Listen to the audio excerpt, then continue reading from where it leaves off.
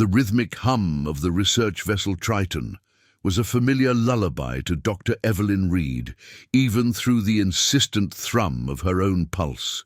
For years, the vast, enigmatic expanse of the Pacific Ocean had been her sanctuary and her obsession. Today, however, was different.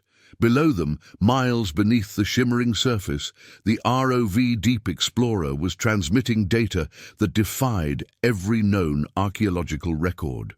Evelyn, a woman whose stern academic demeanor barely concealed a burning passion for the past, leaned closer to the monitor, her eyes scanning the sonar readings. They showed geometric patterns, impossibly precise, on a seabed that should have been pristine, unmarred volcanic rock.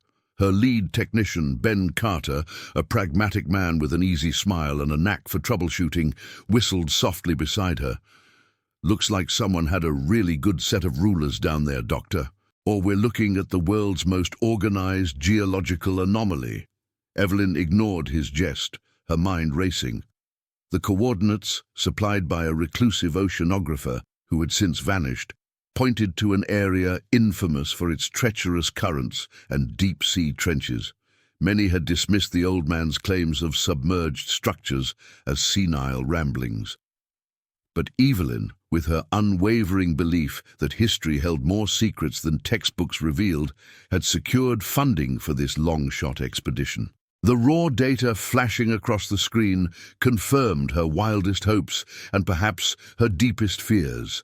This wasn't a natural formation. This was architecture, ancient, immense, and completely out of place. The pressure in the control room was palpable, a mix of exhilaration and disbelief. The Deep Explorer began its slow, cautious descent towards the detected anomaly, each meter bringing them closer to a truth that could redefine humanity's narrative. The air was thick with the scent of ozone from the equipment and the faint metallic tang of the ocean. Outside, the vast, inky blackness of the deep pressed in, holding untold secrets. Evelyn felt a shiver, not of cold, but of profound anticipation. The first visual feed from the Deep Explorer was met with stunned silence. What appeared on the main screen wasn't just a structure, it was a complex. Massive dark basalt blocks, some carved with intricate geometric patterns, formed walls and pathways stretching into the gloom. It wasn't a city, not in the traditional sense, but something far more primal and imposing. The scale was breathtaking, dwarfing the ROV, making it seem like a mere speck of dust. Evelyn felt a lump form in her throat. This was no ordinary find. This was a testament to an intelligence and civilization that predated anything known. "Zoom in on that section, Ben," Evelyn commanded, her voice a little unsteady. The camera focused on a colossal archway, partially obscured by sediment and marine growth. Its design was stark, yet elegant, completely unlike any known architectural style. There were no discernible hieroglyphs or murals, just a repeating pattern of interlocking shapes that seemed to hum with a silent energy. The water around it was eerily still, undisturbed by currents, as if the ancient structure itself repelled the natural flow. Dr. Kenji Tanaka, the expedition's geologist, a man usually prone to enthusiastic outbursts, was unusually subdued.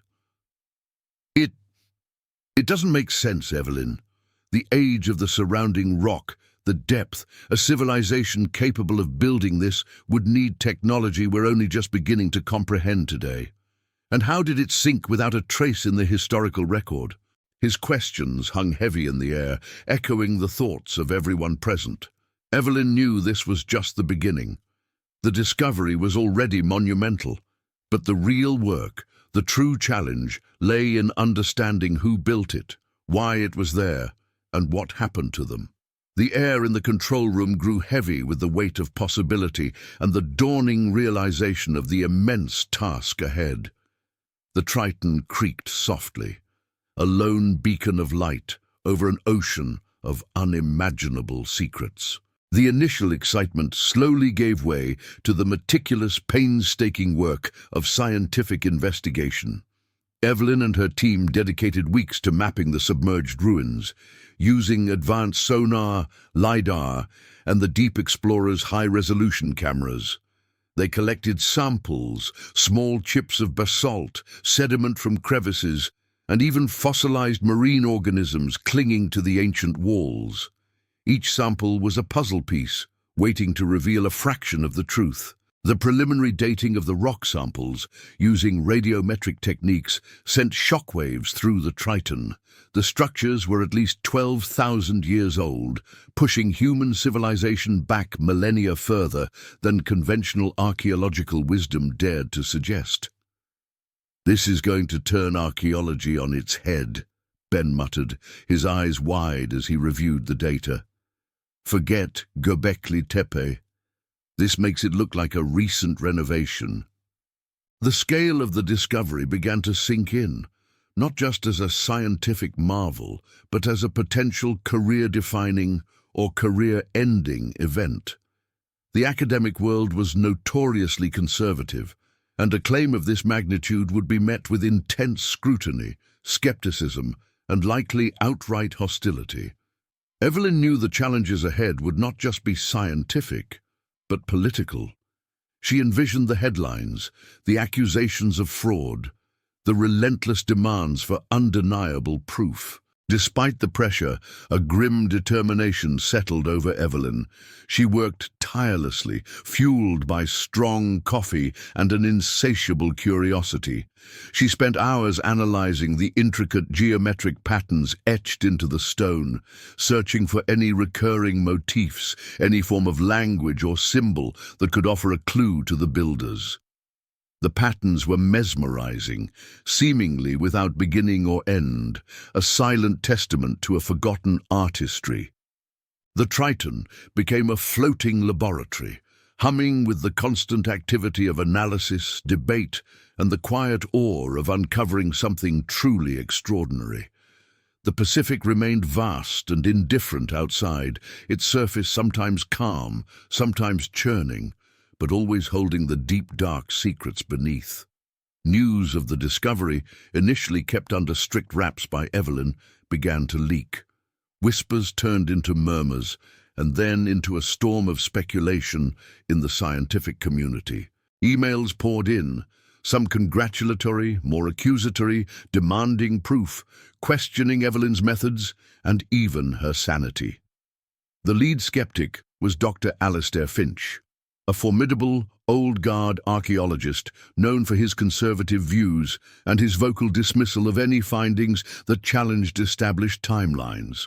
He publicly denounced the discovery as a hoax, or at best, a misinterpreted geological anomaly, suggesting that Evelyn was chasing fanciful myths rather than solid science. "He's trying to discredit us before we even present our findings," Kenji said, frustration etched on his face as he read a scathing article by Finch.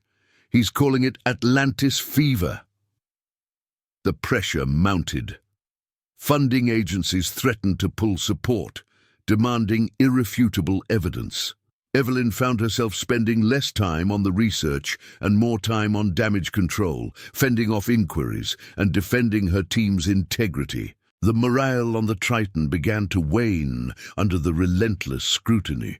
Doubts, like insidious currents, began to creep into the minds of some team members. Was this too good to be true? Had they somehow miscalculated?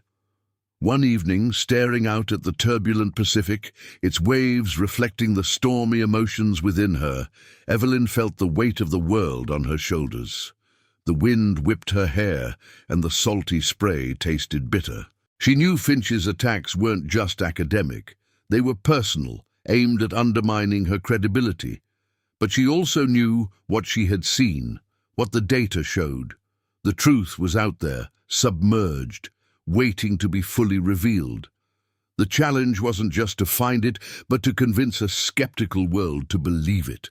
This wasn't just about scientific discovery anymore. It was about a battle for historical truth, a battle she was determined to win. Just as Evelyn was preparing a comprehensive report to counter Finch's claims, a devastating setback struck. Essential data files, including the raw sonar mappings and initial radiometric dating results, were corrupted. It wasn't a system error, it was deliberate. Someone had infiltrated the Triton's network. The atmosphere on board immediately shifted from intellectual pressure to an uneasy paranoia. Trust, a cornerstone of any successful expedition, began to fracture. Everyone became a suspect, and every interaction was tinged with suspicion.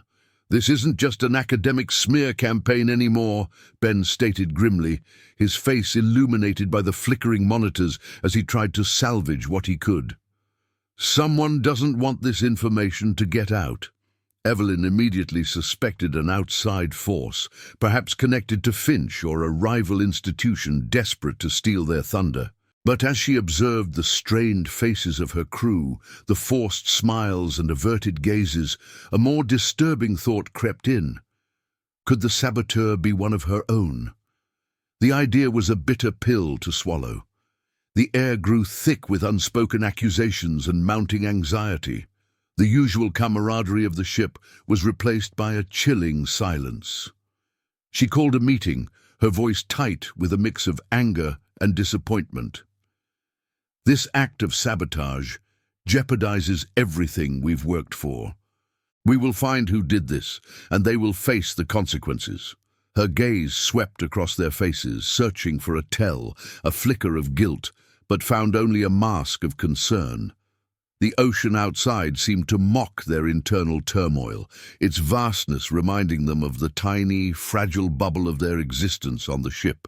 The storm clouds gathered, mirroring the storm brewing within the Triton. The incident added a dangerous new layer to their mission, transforming a scientific quest into a high-stakes investigation.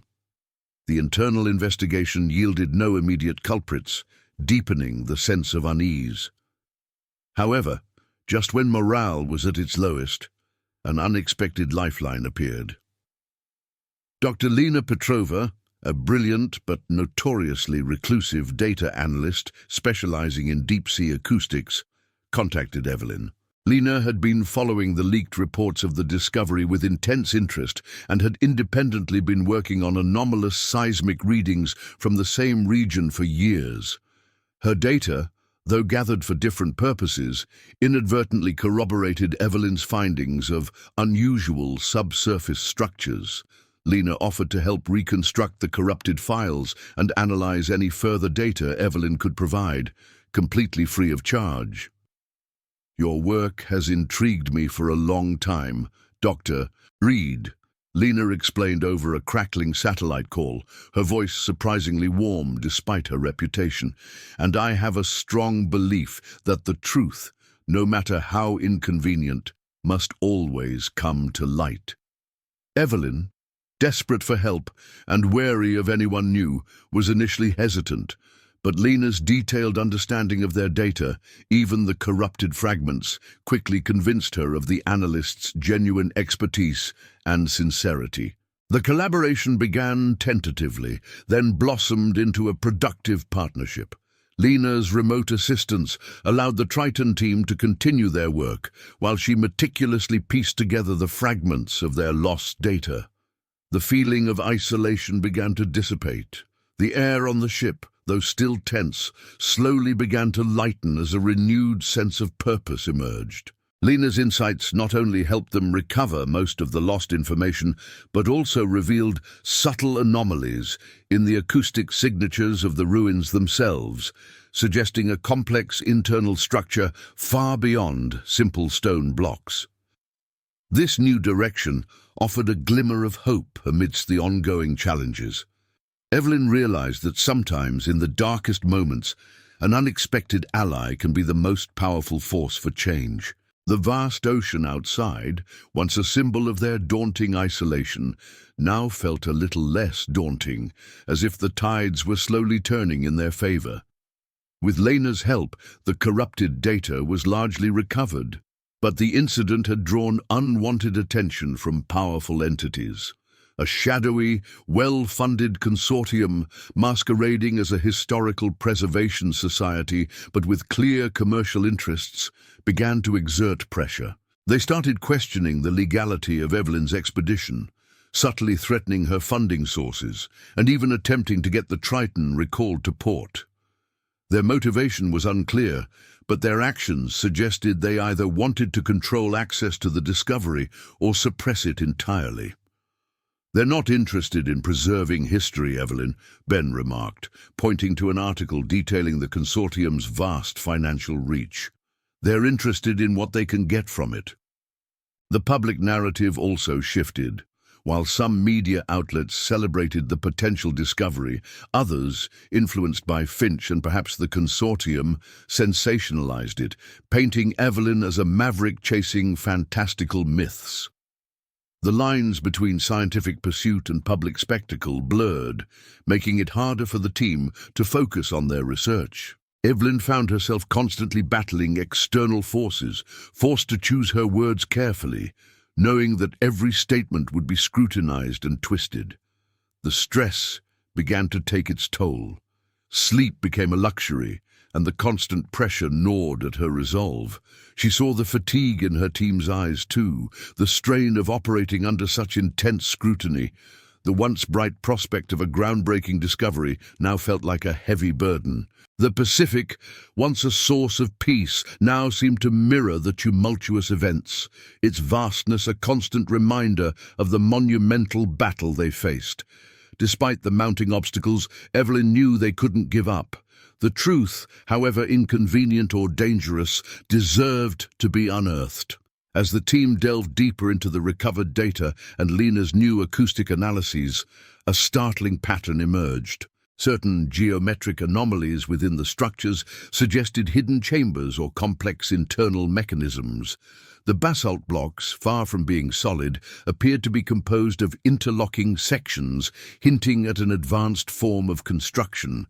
Kenji, using Lena's enhanced data, developed sophisticated models that showed how the ruins might have been connected to a network of subterranean conduits. This implied not just a building, but an entire system, perhaps even a power source. "It's like they understood the very fabric of the earth," Kenji exclaimed, awe in his voice, his previous skepticism giving way to profound wonder. These weren't just buildings. They were engineered to interact with their environment on a level we can barely grasp. However, this breakthrough came with a dark revelation. Hidden within the recovered data, a faint, almost imperceptible digital trail led back to an auxiliary navigation system, rarely used, and maintained by only one person on board, Dr. Elias Thorne, a seemingly innocuous junior researcher. Elias had always been quiet, almost invisible, but now his meticulously kept records revealed suspicious activity around the time of the data corruption. He had accessed sensitive files, not to view them, but to subtly alter them before deleting his tracks. The realization hit Evelyn like a physical blow. The saboteur wasn't an external enemy, but someone they had trusted. The betrayal stung deeply, clouding the elation of the new discovery. The sense of vulnerability on the Triton intensified. Evelyn felt a cold, hard resolve settle in her heart. The truth about the ancient civilization was one thing, but the truth about the betrayal within her own team was equally important and perhaps more painful to confront. The vast Pacific, usually a symbol of endless discovery, now seemed to harbor a deep, unsettling silence, a reflection of the unspoken tensions on board. The confrontation with Elias Thorne was quiet, yet shattering. Evelyn, accompanied by Ben and Kenji, presented him with the undeniable evidence of his digital footprints. At first, Elias denied everything, his face pale and his eyes darting nervously. But under the weight of the evidence and the quiet, unwavering gaze of his colleagues, his composure crumbled. He confessed, his voice barely a whisper, to being coerced by the consortium. They had approached him months ago, offering substantial financial incentives and promising him a prominent role in managing the discovery should he cooperate. They had threatened his career, his family's well-being, if he refused.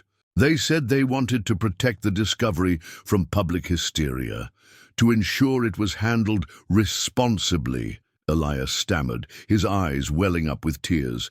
But then their demands became more extreme, demanding I suppress anything that challenged mainstream history, anything that implied advanced technology. He revealed that the consortium's true agenda was not preservation, but control.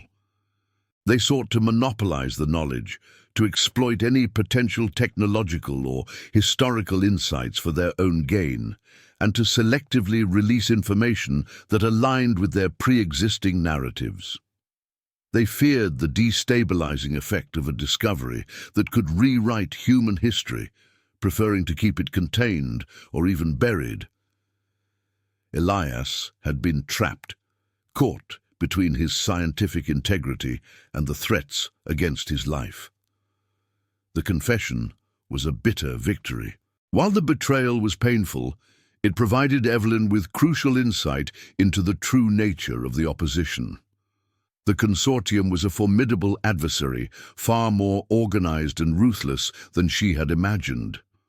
The Triton became a fortress, its small crew united by a shared purpose and a renewed sense of urgency. The Pacific outside churned, reflecting the storm that had passed, leaving behind a new, steely resolve. The path forward was clear, though fraught with danger. They had to expose the truth, not just about the ancient civilization, but about those who sought to suppress it. With Elias's confession and Lena's invaluable assistance, Evelyn's team worked tirelessly to compile their findings into an unassailable presentation. They included the recovered data, Lena's acoustic analyses highlighting the advanced internal structures, and Elias's detailed account of the consortium's coercion. They decided to bypass traditional academic channels, fearing further manipulation, and instead arranged a public webcast, reaching out to independent scientific journalists and trusted media outlets. The moment of truth arrived. Evelyn, standing before a global audience, presented their findings with a quiet confidence that belied the immense pressure. She showed the stunning images of the submerged ruins, the intricate geometric patterns, and the compelling evidence of their ancient origin. She detailed the internal sabotage, exposing the consortium's manipulative tactics and their attempts to control historical knowledge. The world watched, captivated. The reactions were immediate and polarized. Some celebrated the groundbreaking discovery, hailing it as the most significant archaeological find in centuries. Others, fueled by the consortium's propaganda, denounced it as an elaborate hoax. But the sheer weight of the evidence, combined with Elias's credible testimony, began to sway public opinion. Scientists from various disciplines began to express cautious interest, some even offering to collaborate. The consortium, exposed and discredited, began to unravel under the intense public scrutiny. The Triton returned to port, not to quiet obscurity, but to a media frenzy. Evelyn, once a reclusive academic, became an unlikely public figure, advocating for open science and the unfettered pursuit of knowledge. The discovery of the Pacific's hidden legacy wasn't just about rewriting history. It was about confronting the forces that sought to control it. Evelyn and her team, through their resilience and integrity, had not only unearthed a forgotten civilization, but had also illuminated the enduring power of truth in the face of adversity. The journey was far from over, but the first monumental step had been taken, forever changing humanity's understanding of its own past and its potential future.